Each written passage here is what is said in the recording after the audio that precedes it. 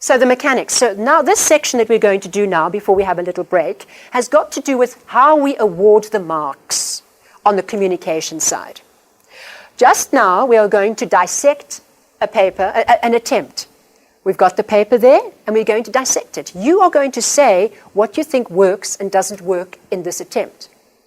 All right? Maybe you even wrote something very similar if you wrote that exam. And then you'll be able to identify these things. So for the mechanics of the communication, we would award up to 10 marks for length and format. And this may vary, and as you will see with the brochure, it might be more, because the format, we would maybe go to 8 there. And it's based on current business practice. So this is where I say, once again, you identify with current business practice. Here. Try not to do what you think would be right. It may coincide. If it does, great. The language, we break this up hugely between language and planning and structure.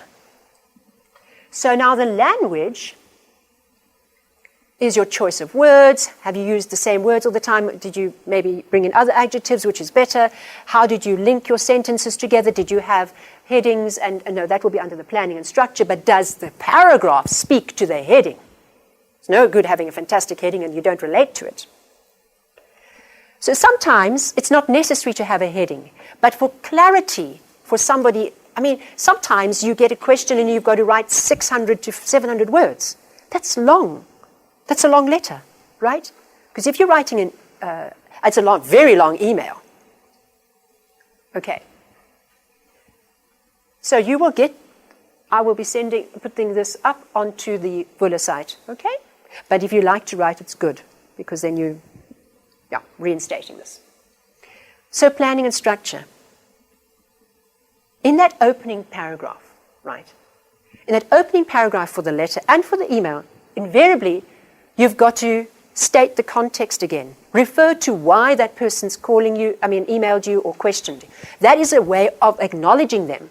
If you don't do that, it's rude. So you just need to give that. And if you can give a date, all the better. Particularly if a date is important for a turnaround for this response or for some other implication. Right? So give that context. Now, if you have a problem with getting to the point naturally, because in your culture, you wouldn't just blurt something out, right? I understand that. So you've got to work, that is an area that you've got to work on, because you could lose a lot of word count by making the person feel comfortable. And in certain instances, you would need to, particularly if you're having to deal with a pension and death and so on. Then it's different, okay? But if the person who the recipient is querying about died 5 years ago, then you send your condolences, but you won't go overboard on that, because it was 5 years ago. And you want to get to the nitty-gritty, the matter, and sort the matter out. It's not that you're being dispassionate. Okay. So whatever you put in that introduction, in that introductory paragraph, because it's not, we're not identifying it as a formal introduction, okay? It's the opening paragraph. Comes just below the subject line. And you might not even you won't have a heading for that, okay? Because the subject line leads you into into that opening paragraph. And then you'll say what you're going to do, the roadmap for that letter or that email. This is how I'm going to explain it to you. I know this sounds counterintuitive. It's a good phrase to use. I don't care how many candidates use it. It works. A lot of what lay people find in calculations or the stock response that you would get from a customer care or a question that you might have might sound counterintuitive to you, right? And as you know, maybe you know this because you've studied a lot about stats and so on and bias. Most of our feelings that we feel are counterintuitive are in fact incorrect, even though it feels so wrong. But anyway, so you make the person feel okay, because this is something we all succumb to. this thing that sounds wrong, but in fact it's right. So you give the assurance there, that's the positive delivery, that the figures are correct. I can assure you the figures are correct, but I am going to show you in this letter, by means of A, B, and C, how we came to get that figure. Do you see? So you allay any fears in the beginning, in that opening paragraph. And we want to see if you have done that, if you've planned that, what goes where and where you lead to the end. And then there's another 10 marks for the overall impression. And if you gave, this is where on the technical side there's also marks, and I'm not too sure how many, but maybe as much as 10. Shaylin, do you have a question? No, you're all right. Okay, so what type of language do you use? If we saw it in a style of archaic, that means nobody uses it anymore, like thee and thou. Formal, it would be if you're writing to the president, or it's a parliamentary thing. For however lax Parliament has become on the ground, in terms of addressing one another, there would be that formality. And certainly if you're writing, there would be that formality. Okay. But I think where we want to be, where would you think we would want to be? Colloquial? That means you would say things, everyone's out to make a quick buck. Would you actually write that in the letter? And that's what we term colloquial, okay? I came across such interesting ones just yesterday with some students.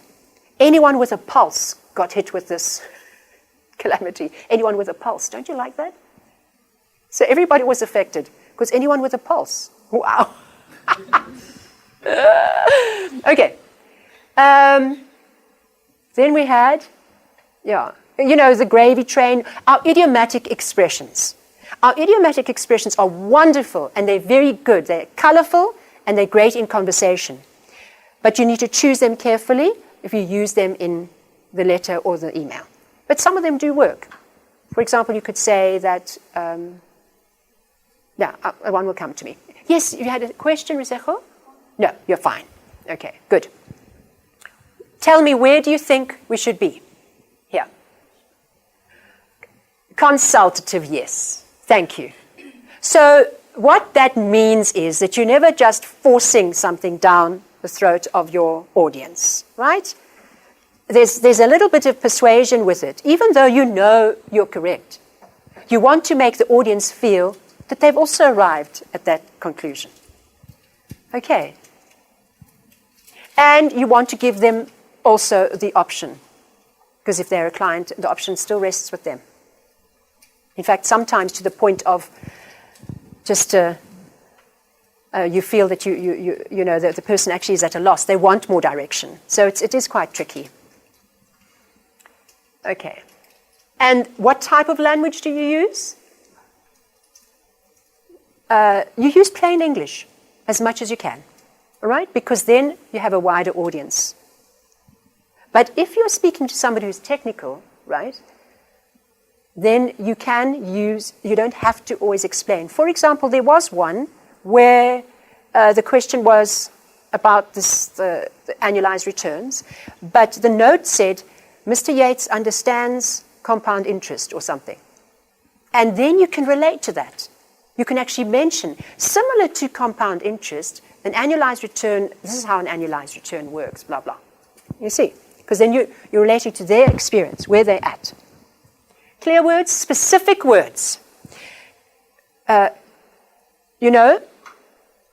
Short is different for everybody. So if I say that Desmond Tutu is short, what does that mean? It's my version of short. But for somebody who comes from a community where they're all short, he'd be quite okay, for example. So relative terms, if you have the specific, give it. If you have the date, give it. Concrete, avoid relative terms, as I said. So many, okay, or very, well, what do you mean by it's very bad? Avoid emotive terms. However, if you're writing to your mum or your brother or whatever, and the context is different, you might need, please don't go do that, or what have you. You might say something that's more forceful. The wider your audience, the more understandable the language, okay? Okay, here's Mr. Yates. That's why he's been on my brain. So let's have a quick look. This is what you can put. Company letterhead, including address and full contact details. You do not have to create that unless they are going to be crazy enough to ask you to spend your precious time creating that, which they won't. But if they say you don't need to put this there, don't waste any time on that. But I think it's useful to have this there. I like this. I'm particular that you don't use this type of convention elsewhere. So in the exam, can you write it like that, or should you align it? Yes. Yeah, as well as the date. This I would put in the center. Okay? This is left aligned, okay? As you can see. No, don't right align it. Put it in the center. Because it's going to look odd. Why? Because it's long. Something can go on the right, justified, if it's short and squat like that. But it looks better in the center. So you're using your discretion there. But that is why I would put it there. So you notice, Shamiso mentioned, it's Shamiso? This is like a postage stamp. Think of it that way. And this is single spacing. All right? So that it stands out as the address. It's separate from the date, which there's a space there. And there are 2 spaces here before Dear Mr. Yates. So you all have that. Great. So now you've got half your format marks already. Almost.